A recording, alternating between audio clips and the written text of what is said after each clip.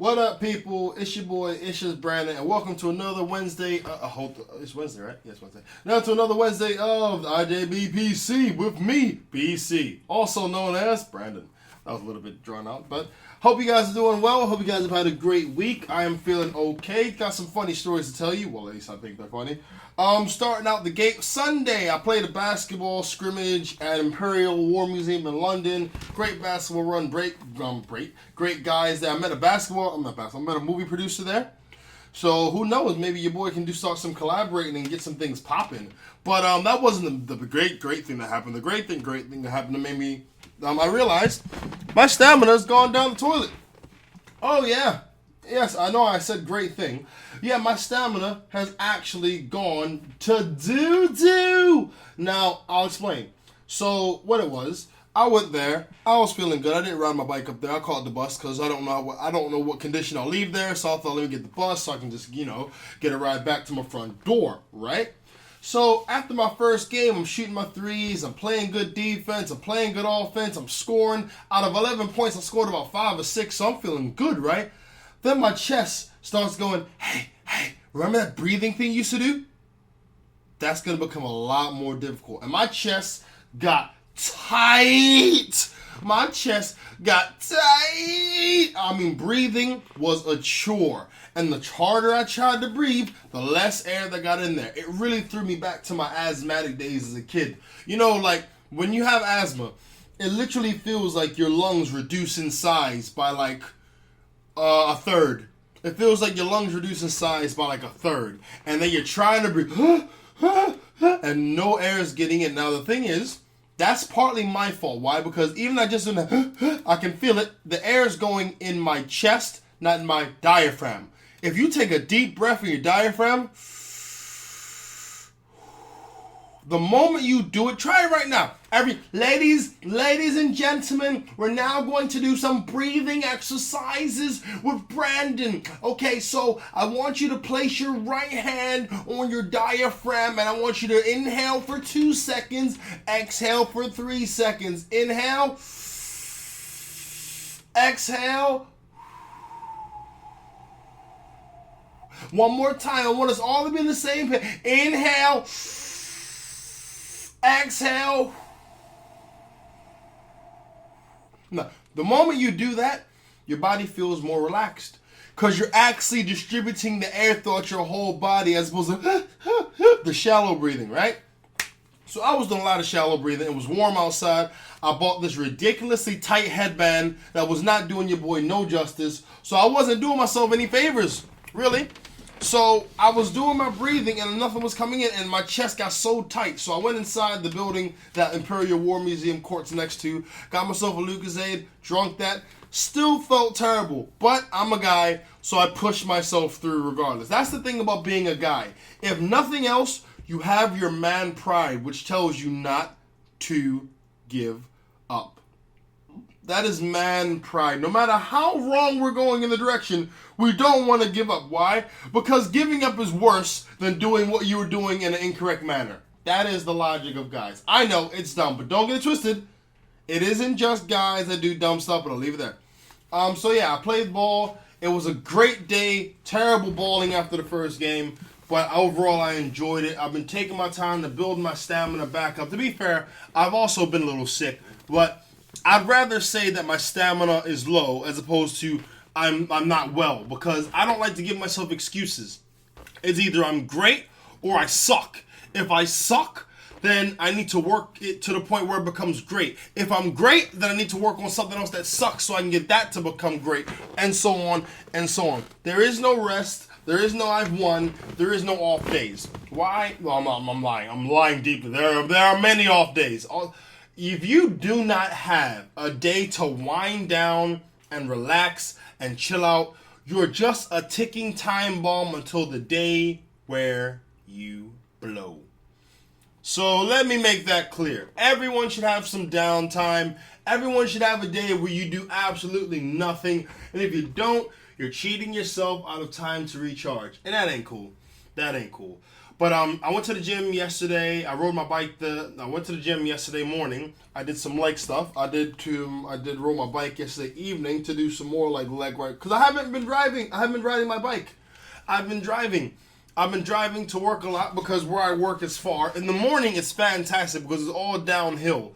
However, getting back, it's a little bit of a ride.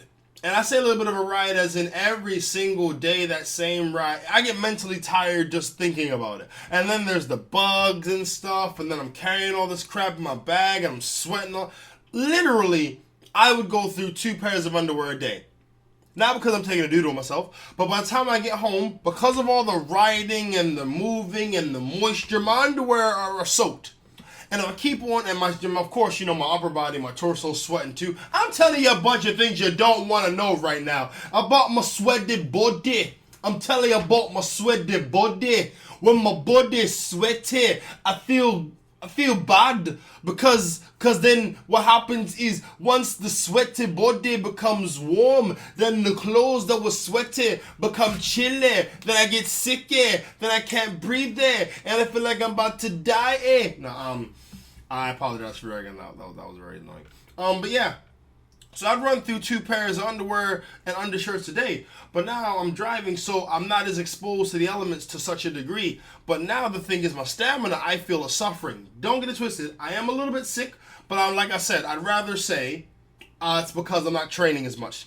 So tomorrow morning, going to hit the gym early, do upper body work. I'm going to try some one-arm pull-ups because they got that machine that assists you with pull-ups. So I'm gonna do one-arm pull-ups, about 50 of those in the left hand, 50 of those in the right hand. Do some work with the weights and stuff, like dumbbells. Hopefully, if not, then I can get on that machine where you pull that thing and the weights go up. Hopefully, but upper body tomorrow. I want to work my arms, my triceps, my biceps, my forearms, my chesties, and my back. I want to work all that tomorrow, and I mean back. I mean shoulder blades, by the way. So that's the plan. As you get older, you don't want to stop doing things. If anything, you want to do more things. You should always be doing more than what you were doing. If you were doing a lot, then you start doing less. Your body's just slowing down as you get older anyway. So you don't want to make things hard for yourself. You want to make things simple. You want to make things easy. You want to make things right. So you want to definitely put the work in so it's not as much of a chore later in life. What else? Oh, God, I'm pretty sure I saw a 20-pound note roll past me while I was driving. Now, normally what I would have done in that situation, if I was riding my bike, I would have slowed my bike down, and I would have picked up the 20-pound note, and I would have rode home with a big-ass smile on my face. But now, what I do, I saw it, and I just kept on. I had to keep going, because if I stopped, it would have caused an accident. But it's like, these are the weaknesses of the car. I mean, the plus sides are obviously there. It's convenient. You can sit down and it moves you places quickly. All those are undeniable, and of course those are there. However, I'm not going to sit there and act like it's not going to have any ramifications on a physical person. If you were physical, and then you go from being really physical to not as physical to not physical at all, your health's going to suffer. I don't care what level of convenience you're getting. Nothing is worth letting the body suffer. Yeah, what else?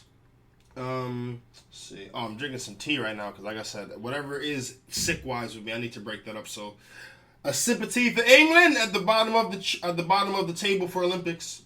Mm-hmm. Woo! Woo! Yeah, America's killing it in the Olympics. God damn. They're at the top of the board. I mean, I don't even know how many medals they got. I just know they got more than anyone else. But that's the thing about Americans. Americans are hyper competitive. That's the beauty of Americans. Like, if you're with an American person, whatever they're, for the most part, should I say, the sportsy types, they're hyper competitive. They want to win. They want to be the best. And there's nothing wrong with that. I mean, I think every kid should be encouraged to be the best at something. Even if you're the best that default one, be the best you. But no one should ever go through life not trying to be the best at anything. That's just lame. You got to have a level of pride and ego when it comes down to it. So be the best that no one ever was. Speaking of that Pokemon, I was playing Pokemon Go yesterday. I took my bike ride, and I rode all the way up to Waterloo. I know you guys who are in America and Africa and New Zealand, you guys may not know that, but I rode my bike all the way to Waterloo, and I was catching Pokemon. And I won't lie to you, it was fun, because normally when I go to catch Pokemon, my battery's low, and I'm rolling on a time limit, and all these nonsensical variables that don't allow the experience to be as amazing as it could be. So I was up there yesterday by myself, or as the English, or as the British mandem say, on my Jack Jones. As I was by myself, I was able to catch Pokemon at my own leisure, and I tore it up. It was so balling. I loved it. I may actually do it again after this podcast. I may, but I gotta start working on my new set. When I say start working on, I mean the memorizing process. Like, the set's almost done, people. And once this set's done, I actually just go forward and I just do it over and over and over and over and over. The thing with something like a script or jokes, you got to do it to the point where it no longer amuses you.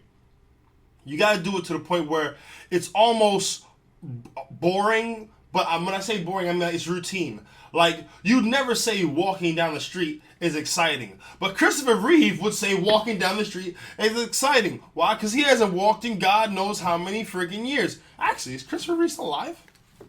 Okay, you're listening to this right now. You may know this, but I'm dumb. So let me see. Christopher Reeves. C-H-R-I-S-T-O-P-H-E-R. Reeves. Alright. Yup, I passed away in 2004. Jesus, I'm old. God, that's over 10 years ago. Okay. Alright then. You know, the thing is, even after he was paralyzed, he was still acting. Like, a lot of people forget, but like, he didn't just get paralyzed and stopped acting. Nah. He was paralyzed and he kept on acting. He was in Smallville. Smallville, man. You guys remember Smallville? You know, it had that guy, Tom Welling, that everyone freaking loved. Like, when I say everyone, I mean, I know women that would get off the phone whilst talking to me to, watch Smallville with Tom Welling. And I'm talking about a repeat, because the man is just universally attractive to most women. You know what I mean? Or all women, I don't know. But, he's most known for his role as Clark Kent in Smallville. And you know the weird thing about that? Or should I say the annoying thing about that? He didn't want to do the Superman movie. Why? Because he didn't want to be typecasted. I repeat, he continued to do Superman the series from 2001 to 2011. He did it for 10 years. But he did not do the Superman movie because he didn't want to be typecasted. Listen, I get it, but that's really dumb. I'm just saying. That's really, really, really dumb. You're already killing it. You are the guy. You're the character. That's what people know you as. So you don't do the movie, and then he goes to become obscure. He goes into obscurity. Ridiculous. One thing I will say about Smallville, they had some fine ass women on that show. Kirsten Kruk, for a woman with a very average to small chest and no real behind, she is freaking beautiful. I swear to Lord. And don't get it twisted, not just her. The other one, Allison Mack, who played, the friend, I forget her name. She was fine. Oh my goodness. She was thick back in the day. I don't know what she is now, but she was thick. It was crazy because, normally you see, those, let's be honest, most Caucasian ladies like to try and be super thin and all the rest of that crap. Why? Because they want to live up to that whole societal image of beauty. I know, you can't say that. That's not true. Something feminism. But for the most part, most Caucasian ladies like to stay slim because most Caucasian guys like slim women. I mean, you got the few renegades, that they maybe listen to, the 8 Mile soundtrack one too many times, so they want a nice thick-ass girl. Or maybe they've experienced the problem that other guys have experienced where, hey, if she's too thin, it don't feel good. I don't know. There's many different variables out there. But she was beautiful. She was thick. My goodness, she was thick. Moving on. Yeah, so I was talking about walking, right? Yeah. Novelty, Walking. Okay, let's backtrack here, people. So I was talking about the girls. I was talking about Smallville. I was talking about Smallville with Tom One because I was talking about Christopher Reeve. I was talking about Christopher Reeve because I was talking about how walking being normal and how people take it for granted. Well, what was the point before then? Can you help me, guys? Come on. Feed me your energy, and I will get back to the point I was on before. Ready? Let's do it. 5, 4. I don't know what the hell I was talking about. Sorry, I lost my train of thought. Sorry, guys. But anyway, long story short, I'm feeling a lot better now. And driving! Oh, that's what it was. Yeah, yes. So, was it driving? I think it was driving. Anyway, so I'm going to reduce the amount of times I drive as of next week because I do need to, commute and stuff because it's just a job where once you get finished, you don't want to be riding no damn bike. You want to just get back to home as quick as possible so you can sit down and veg. So, yeah. I'm gonna get my health back. I'm getting my health back. Yes. Hope you guys have been paying attention to what's going on recently. Have you? Okay, check this out. Where have more than half of women heard these? Half of women? Well, around the world? In the room? In America? Where are these half of women? Okay, where is this based? I want to know that. First off. Where are more than half of women heard these phrases? I'm coming to get you. You've got big boobs. Do you want to give me a rub down? You're young and pretty. And the answer is, in the workplace. Yay! We should probably do it again because that wasn't really PC. Where have more than half of women heard these phrases? I'm coming to get you. You have big boobs. Do you want to give me a rub down? You're young and pretty. In the workplace. For many women, workplace continues to be an unsafe place where more than half are reporting sexual harassment. Okay. I'm coming to get you. Okay. Maybe that's sexual harassment. You have big boobs. That sounds like more of an observation, but okay. Also, let's say it's sexual harassment, okay? Do you want to give me a rub down? That's absolutely sexual harassment. And you're young and pretty. Swear to God, I ain't never gonna compliment a woman again. I'm saying I'm never complimenting a woman ever again. If that is sexual harassment, you're young and pretty. That honest to God seems like a compliment / observation. You are younger than me, or you're under the age of 23, so you're considered young. Okay, cool. You are pretty. I don't find you unappealing, so yeah, that's a observation. So. Cool, one's a fact, you're young, the other's okay. I'm not going to fight this in terms of trying to say women are making things up to be more than what they are. But what I will say is that I ain't never complimented another goddamn one in my life. Not at work, not anywhere, because sexual harassment seems to be rampant. Next up. Sorry, not next up. Let me keep on reading. 52% of all women have experienced sexual harassment at work, ranging from unwanted sexual jokes and comments about their bodies or clothes to unwanted touching in the workplace. The touching I get. You don't want to get touched? That's fair. I can definitely give that as sexual harassment. I would say if you claimed a man is sexually harassing you and he's touching your shoulder, I'd start to ask some questions. Like, that's something you need to write down on like an application form. Like, P.S. I don't like being touched on the shoulder. That's it. I'm sorry. Like that's supposed to be a safe area to touch. Like under the tricep or bingo wing, that's a danger area to my understanding. What else? Unwanted sexual jokes. Yeah, okay, I'll give you that sexual harassment. I would just say, is the joke about them or is the joke genuine? If the joke, like, if 4 guys are at work and they're talking within their circle, and then a woman walks in, and then the guys keep telling the joke, and then she gets offended, it's like, well, we weren't talking to you in the first place. You entered our conversation. But Brandon, they shouldn't be making that in the first place. Okay, I'll give you that one. Let's say they shouldn't be making it in the first place. All right, cool. So the guys are talking, and then she comes into the room, and then they stop talking and change the subject. That's not awkward. She's not going to get offended by that. There isn't any winning with that one, to be really real with you. That's just my opinion, though. What else? Comments about their bodies or clothes. Now, I swear to God, that one confuses me a little bit. Because I'd have to say what kind of comments, because it seems like that's so circumstantial. What if she's had a really pissy morning and the guy say, hey, that's a new dress. Haven't seen it before. Will that be offensive? I'm genuinely asking here. This podcast is now going to be called I'm Just Asking Ladies. That's what it's called. I'm Just Asking Ladies. Is that sexual harassment? If he compliments you on your hair or comments on your hair, is that sexual harassment? Now, I won't lie to you. It feels really circumstantial because, like, if she doesn't know him that well, or if she does know him that well, then does that mean that it's not sexual harassment? It's like, I don't know. I really don't know.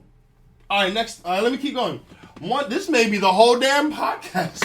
1 in 10 women say they've experienced colleagues attempting to kiss them or touch their breasts, buttocks, or genitals.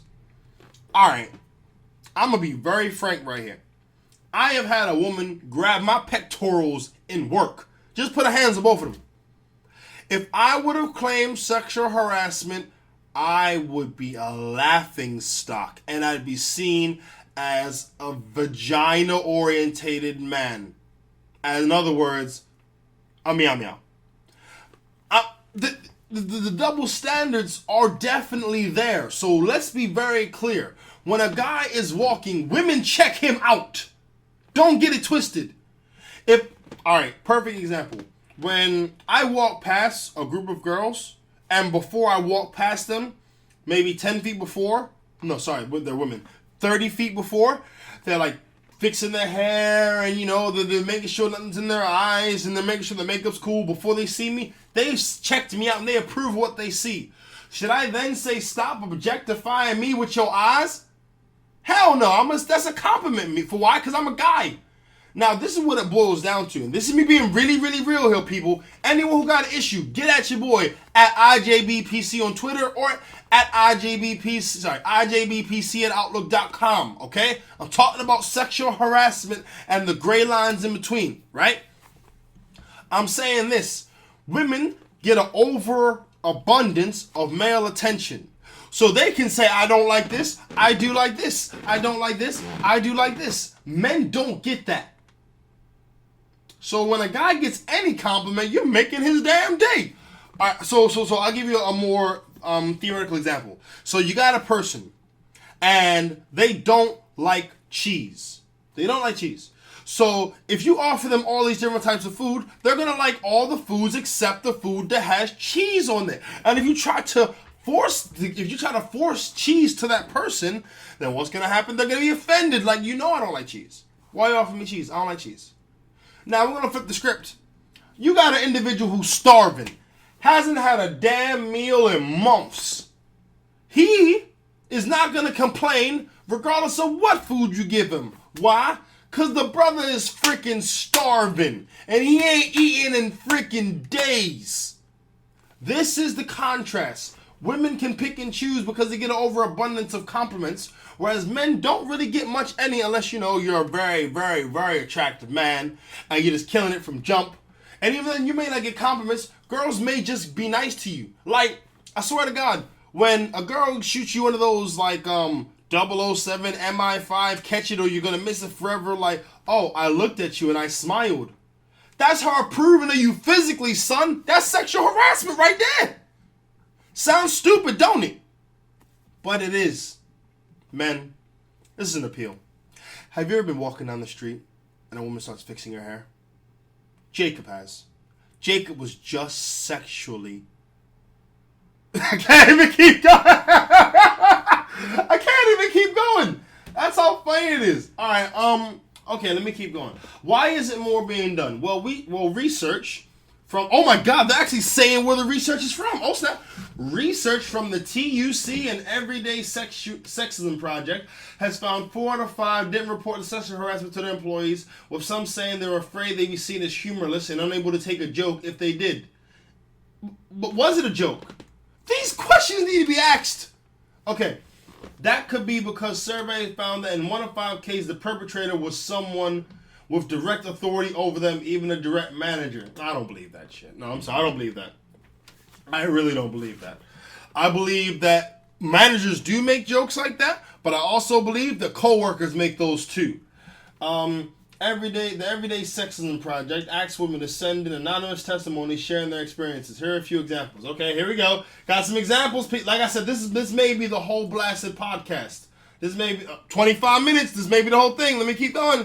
All right.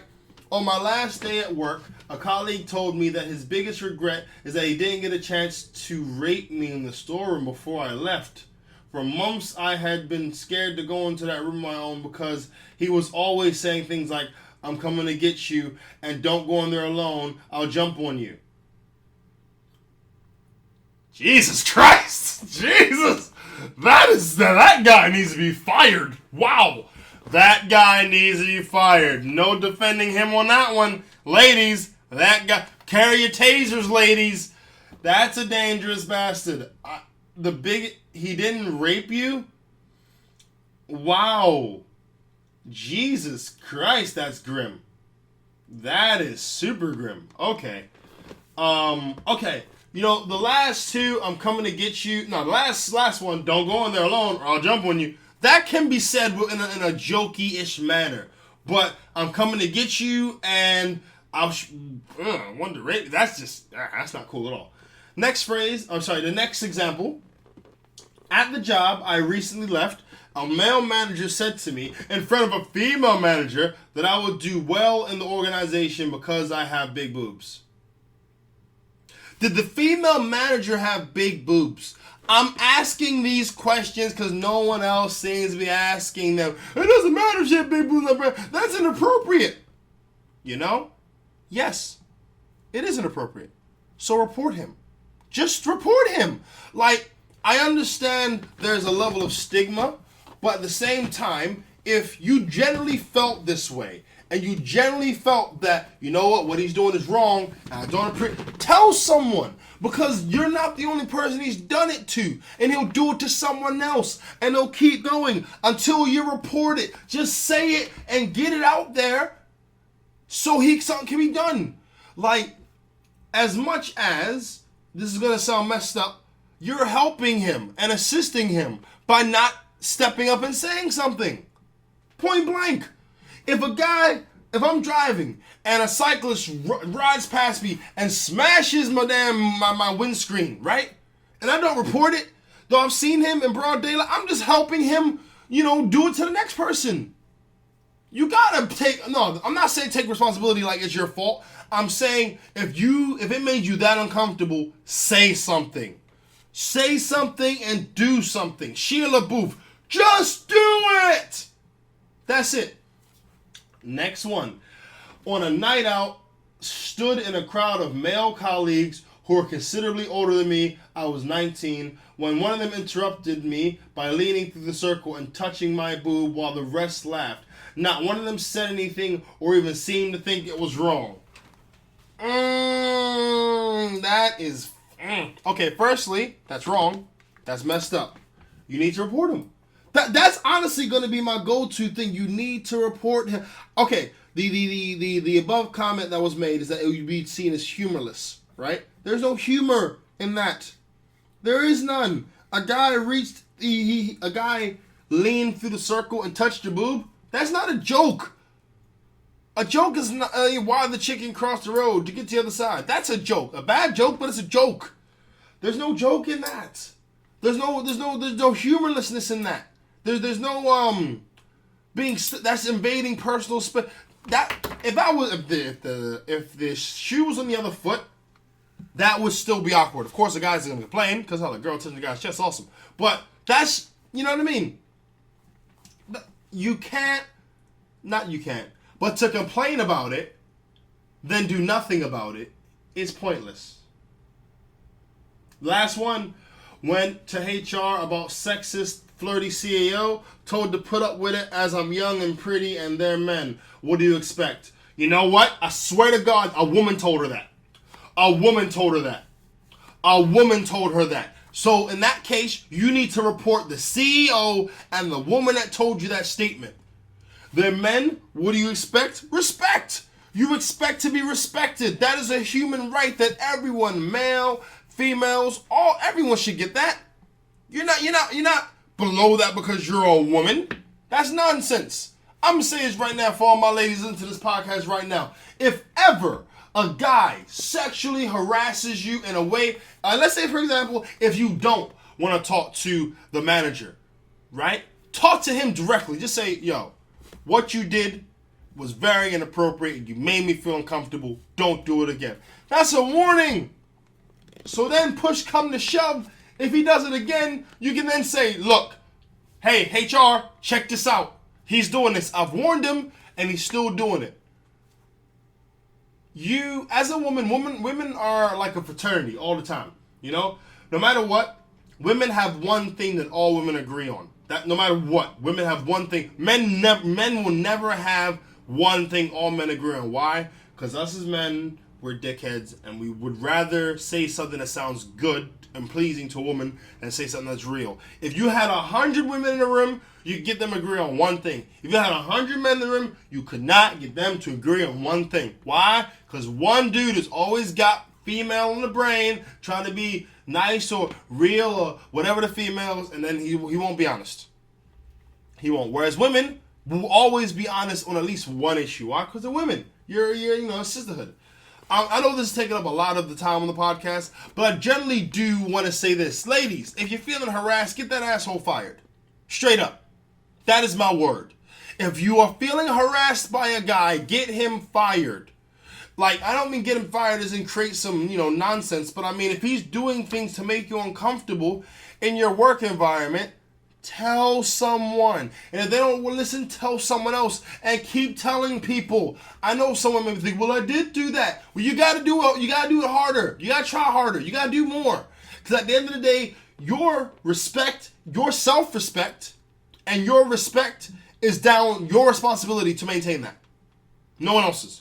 No one's going to respect you if you don't respect yourself. And if you don't respect yourself for putting people in place when they do things to you of uncomfortable or harassing nature, no one else is going to. It's Just Brandon Podcast, talking about women, talking about self-respect. Get at your boy at IJBPC@outlook.com. Also, holla at me, IJBPC, hashtag that, or at IJBPC, at IJBPC on Twitter. Hope you guys have enjoyed listening to this podcast. Hope you learned something. And at the end of the day, there's no humor in sexual harassment. Okay? There are questions that definitely should be answered, because don't get it twisted, as much as ladies are taken advantage of, there are also ladies that do take advantage themselves. So, it needs to be balanced. Same way how you got good cops, you got bad cops. Same way how you got men that are good, you got some men that ain't shit. See how I took it down to a low level for men? See that? Take notice. But on the real, hope you guys have a fantastic week. Thank you for